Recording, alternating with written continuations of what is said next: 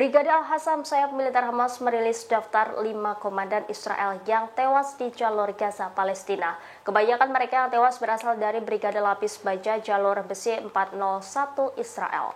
Inilah tampang para perwira tinggi Israel yang tewas di jalur Gaza, Palestina. Video yang dirilis Hamas menunjukkan nama dan foto para perwira tinggi Israel. Identitas tentara yang tewas di antaranya Sebastian Hayan, Komandan Operasi Brigade ke-401. Kedua ada Neria Zik, Komandan Kompi Lapis Baja Batalion 52 Habokim. Ketiga, perwira senior yang tewas di Gaza adalah Yair Zalov, Komandan Kompi Brigade 401. Kemudian David Syakuri, Wakil Komandan Kompi Batalion Teknik 601, dan Virzitjak Franco, Komandan Peleton Batalion 52 Habokim. Hal ini menunjukkan masih kuatnya perlawanan pejuang Palestina di medan pertempuran.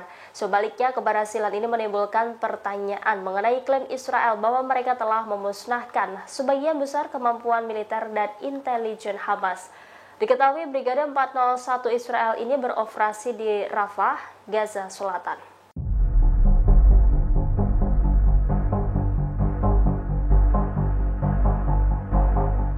Mesir disebut-sebut marah atas keberadaan dermaga terapung yang dibangun oleh Amerika Serikat di lepas pantai Gaza. Diketahui pembangunan dermaga apung untuk menyalurkan bantuan itu telah selesai digarap.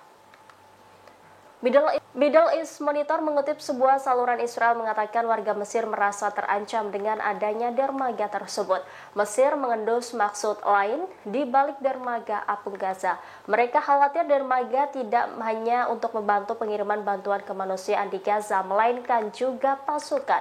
Mesir meyakini adanya fasilitas tersebut akan menyebabkan kerusakan ekonomi yang lebih serius di Kairo. Diketahui sejak awal perang, Mesir telah menjadi pusat badai karena secara geografis dekat di Gaza dan berbatasan dengannya. Mereka khawatir akan ada migrasi atau deportasi warga Palestina di Gaza ke Sinai. Hal itu menimbulkan ancaman keamanan dan kemanusiaan bagi mereka.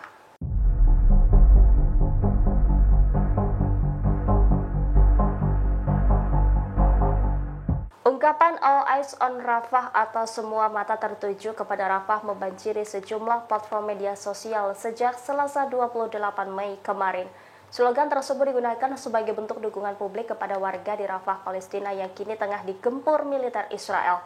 Hingga kini jutaan orang telah membagikan gambar tenda-tenda di kamp pengungsi yang ditulisi slogan tersebut. Ternyata slogan All Eyes on Rafah pertama kali digaungkan oleh seorang dokter di Palestina. Forbes melaporkan slogan itu berasal dari komentar yang dilontarkan oleh Rick Peppercorn yang menjabat sebagai Direktur Kantor Organisasi Kesehatan Dunia atau WHO di wilayah Palestina yang diduduki.